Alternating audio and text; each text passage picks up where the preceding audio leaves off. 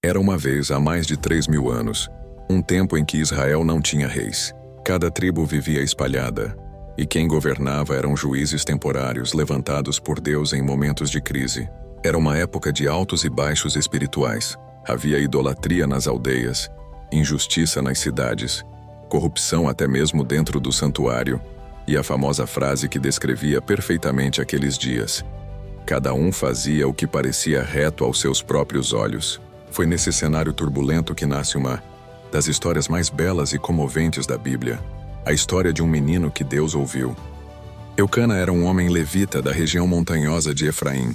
Ele tinha 2 esposas, Penina, que tinha filhos, e Ana, que era amada, mas estéril. Para uma mulher de Israel, não ter filhos era uma dor profunda.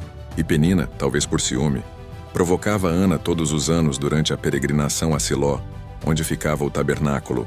Ela zombava: Deus te esqueceu, Ana, tantos anos e nada? Ana chorava tanto que mal conseguia comer. Mas um dia, ela entrou no santuário decidida a derramar tudo diante de Deus. Em silêncio, apenas movendo os lábios, Ana fez um voto: Senhor dos exércitos, se me deres um filho, eu o entregarei ao Senhor por todos os dias da sua vida. Ele será totalmente teu. O sacerdote Eli, já idoso e com a visão fraca, viu os lábios dela e pensou que estivesse bêbada. Mas ao ouvir suas lágrimas, disse: Vai em paz. O Deus de Israel te conceda o pedido que fizeste. E Deus ouviu. Ana engravidou e no tempo certo nasceu um menino lindo, Samuel, que significa Deus ouviu, ou pedido a Deus. Ana não voltou atrás no voto.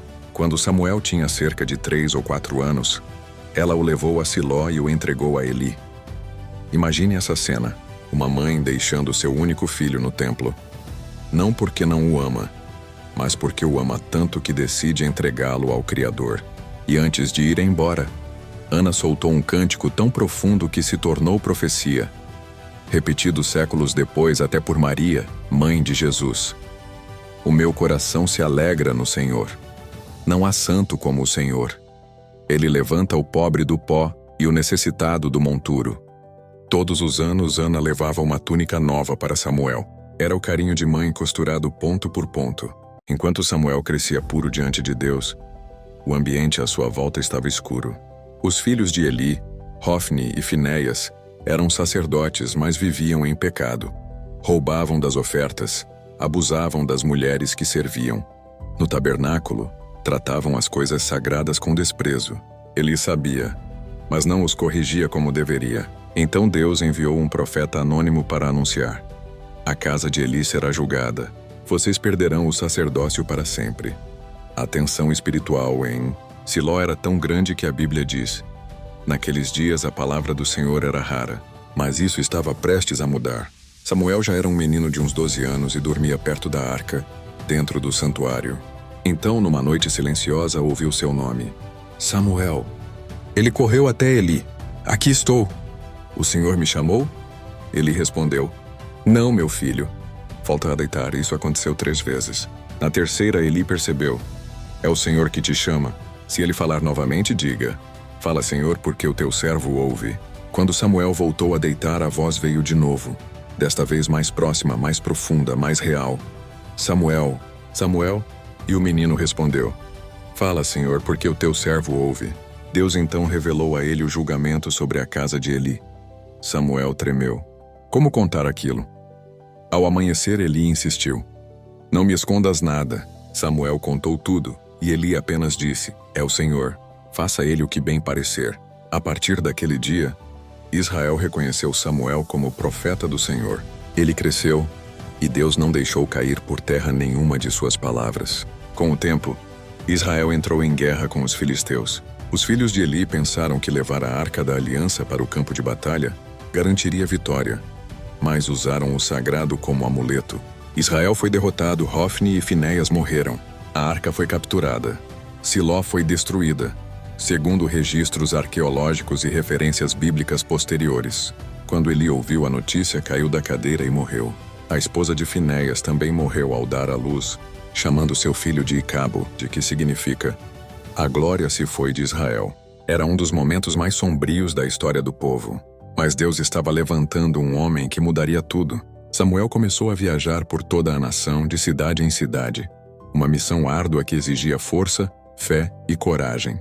Ele se tornou juiz, sacerdote, profeta, líder espiritual, mestre dos primeiros grupos de profetas da Bíblia. Durante 20 anos, Israel chorou e lamentou seu afastamento de Deus. Então Samuel reuniu o povo em Mispá para arrependimento. Quando os filisteus vieram atacar, Samuel ofereceu um cordeiro e clamou. E Deus respondeu.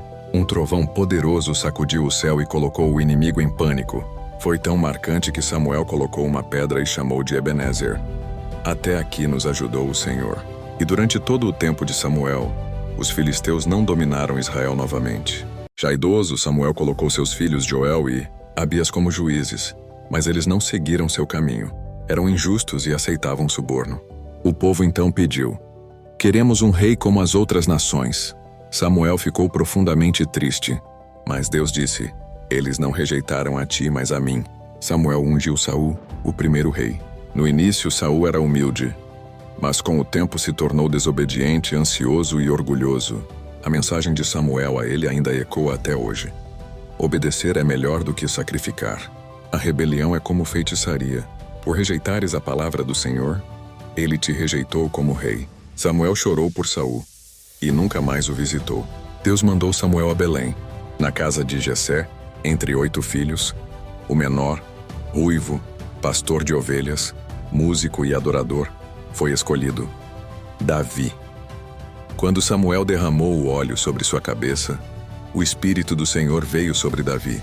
E ali, naquele pequeno vilarejo, começou a história do maior rei que Israel já teve. Samuel viveu até a idade avançada. Serviu como juiz, profeta e sacerdote por décadas. Quando morreu, todo Israel chorou. Não apenas em Ramá, mas em todas as aldeias pelas quais Samuel havia passado ensinando, julgando, orando, curando e guiando. Ele não deixou riquezas, palácios ou descendentes famosos. Seu legado foi outro, um povo transformado.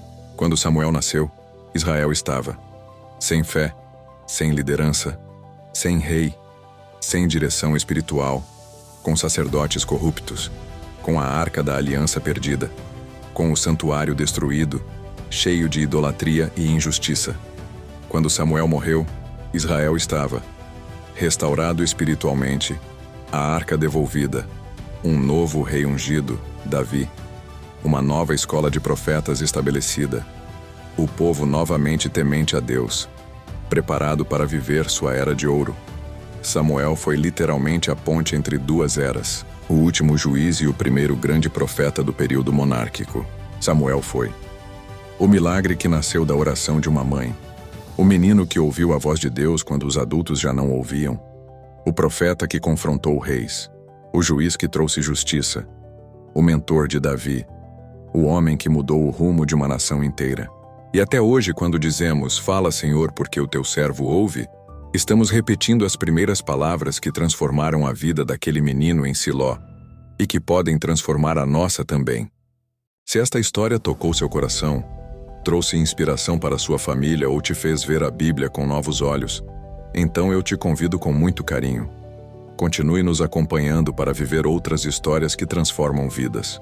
Temos ainda tantos personagens incríveis, tantos milagres emocionantes, tantas lições eternas esperando por você. Então, se você gostou desta jornada com Samuel, curta o vídeo, se inscreva no canal, compartilhe com alguém especial.